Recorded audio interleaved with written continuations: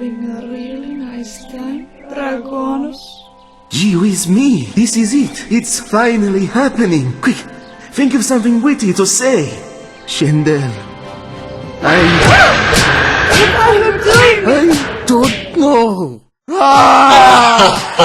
This is Winter Wyvern. Again.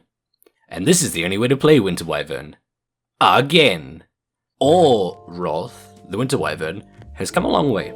And so have we. Hey, the only way to play Winter Wyvern was the first guide I ever made nearly 3 whole years ago, and I was a toxic 3k piece of shit back then. Let's see if I've gotten any better. Winter Wyvern is a ranged intelligence utility hero or an off-lane powerhouse if you're woke like Ice Ice Ice. I mean, to save you all time watching the entire video, right off the bat, it's impossible to be bullied out of lane with her. Just stay in the trees without them knowing, like a sneak, and leech XP. If someone catches you, just Arctic Burn and go deeper. You'll never have this not work.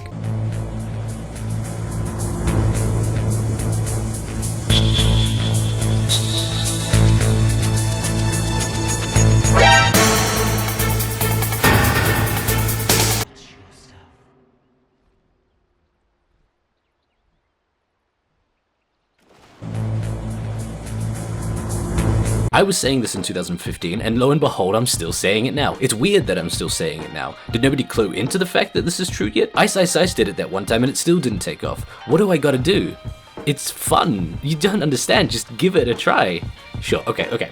Yeah, she's a pretty good support. She's really good with just boots and the Soul Ring, but why does that translate to she should only be a support? In fact, let me start something controversial to start the comment section up with chaos. Wyvern is a terrible position 5 support. Bear with me, I don't actually believe that. I think Wyvern's a great support, it just makes for a good video, so let me carry on. Winter Wyvern had a 0% win rate at TI7 over 5 games, and in each and every single one of those games she started with wards. I mean, I don't want to infer anything, but it makes you think, eh? In fact, every single Wyvern in every single one of these games went wards into Arcanes into Glimmercape, and lost. Why? Why did that happen? Okay, I understand, it's a pretty broad question. I mean, anything could have happened in those individual games to cause losses for unique reasons, but you can't deny, in every game, the only common thread was Wyvern. Except for those 2 times Evil Geniuses picked her up on crit. In both of those games, she went up against an AA and a Sven. So, there's that. So what do?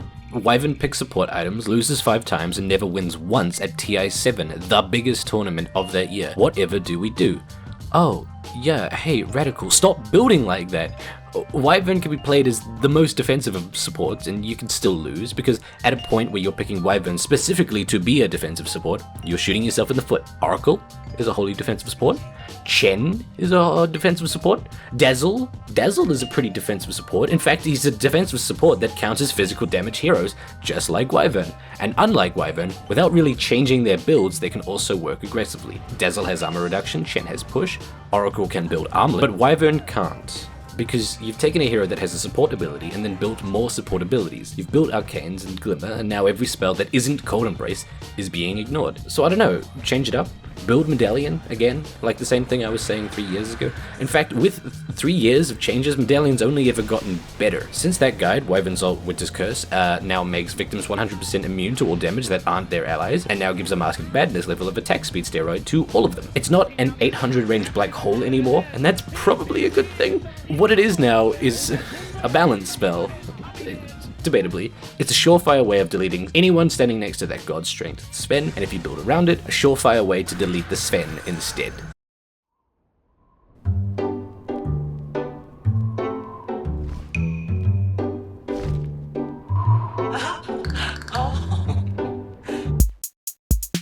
It's back! And probably for the best too. Even though Wyvern is the best hero in Dota ever, she still has her good matchups and bad matchups, and in 3 years of playing her, you start noticing some weird stuff. In theory, you beat Troll, so why don't you in practice? You're great against TB, so why don't you win against him? Hey, I just asked you a question. Why don't you?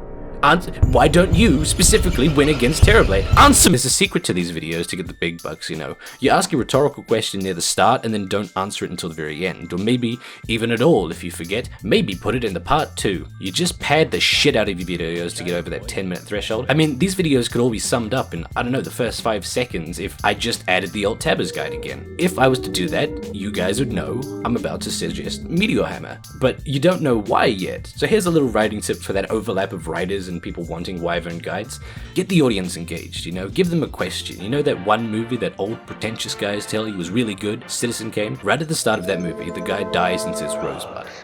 Obviously not in that order, that'd be a completely different sort of movie if you did it in that order, but it got you invested in the film. What's the significance of Rosebud? And the same thing applies here. If you ignore the fact that I just compared these semi-popular internet videos to one of the greatest pieces of cinema in history, how am I going to justify Meteor Hammer? How am I going to justify anything? Why do I play Wyvern like this? Surely it must do more harm than good, even if it's an amazing guide, because it insta-tilts teammates. And you bring up a good point, Erick, from a couple of days ago writing this. Because it does. This build tilts teammates. It might be an awful build. For now though, Wyvern is obviously best picked up against a team of physical damage. Did they pick Meepo, Legion, Broodmother, TA, and Shadowfiend? First off, I think you've already won playing against that team, or very much lost. I mean, people load into every ranked game wanting to win that ranked game, right? People wouldn't do anything to make that hard on themselves, right? They clearly have a plan, right? The battle begins. Ah, okay, point taken. Well, anyway, if they've picked that, you're probably safe picking Wyvern, which is convenient for you because you already picked it first. What the fuck are you doing? Dude, come on, bad move. A bit of common sense that doesn't really make sense until you really think about it is nobody's going to pick a hero you already counter if you pick the counter first. Picking Wyvern early makes them pick Timbers and Pugners and ODs and AAs. I mean, in theory. So let's focus on that for a sec. For the sake of argument, let's say you wouldn't first pick Wyvern every game. At what point in the picking stage of 10 heroes do you pick her? She's not a Meepo or a Huskar or Brew desperately wanting to be picked last or not at all. She's also not a Leshrac or Death Prophet that can be picked first without a worry. So when do we pick? As a general rule of thumb, I'd pick her after at least 2 hard-hitting physical damage carries on the other team, preferably if they're melee or short-ranged. What good is a Winter's Curse on a CM next to a Sven when all you're doing is killing a CM? What's the point? Sven's the threat, Sven's the carry, and with no person on the team able to kill him under Winter's Curse, what's the point of you? I mean, in Dota, I'm sure there's a point to you. You make at least someone else in the world just that little bit happier when they see you. It might not seem like much, but just the fact that you exist makes someone else in the world content with life. Until you play Dota with them. Just don't play Dota with them, okay?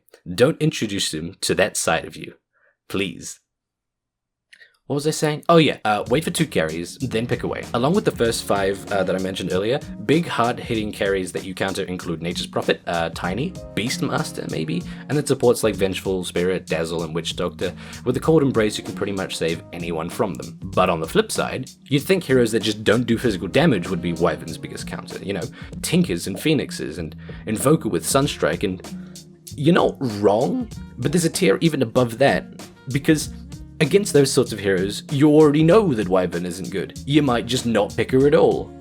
The grand twist is, the biggest counters to Wyvern are heroes that you do think you already counter.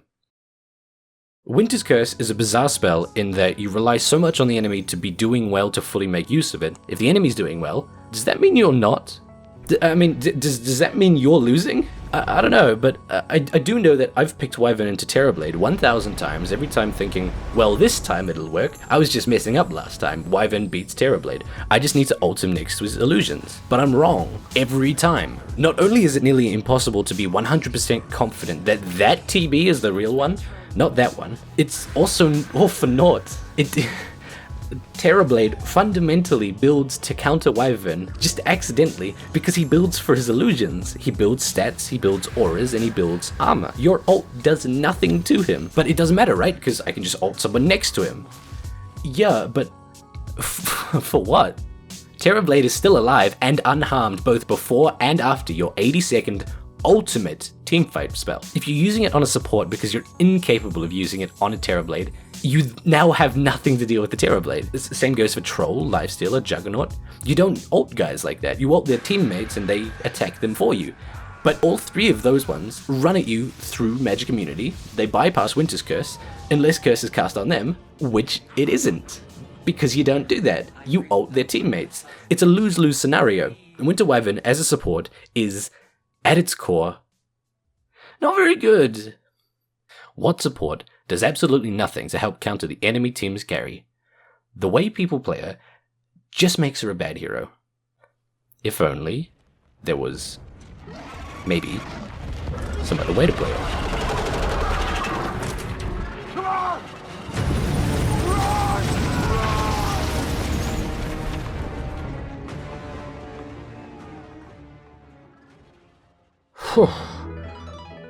Okay, right. That was a video. Hopefully that is indicative of the sort of quality that I'll be striving for in the rest of this year. And it absolutely would not have been possible without the support of my Patreon pledges. If you want to become a Patreon pledger, that'd be super awesome. Give me money. The links is in the description. If you don't, I will literally just hold these videos to ransom until I get enough money. Give me money, you fucks!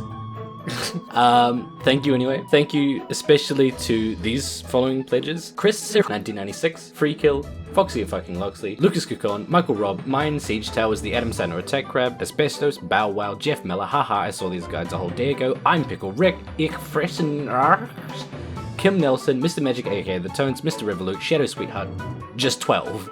Just 12. Apache Mari wearing a headwear neckwear nicknamed as Hatcrafter, Ashen Rabbit, Big Old Mean Eric made me lose with his shitty guide. Which one though?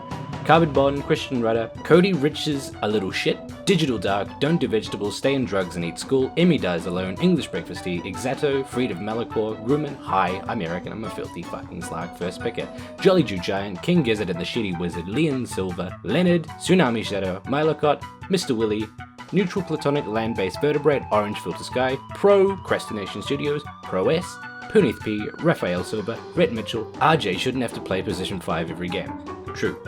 Ryan Webb, Rugum Fleur, Shiva's Guard, Scar, Slapperlega Lamb on side for it, Soranok, Taco, Boom Dog, The Choco Taku, Tugs McBoat, Wazer 107, XD, and Yabos McGee.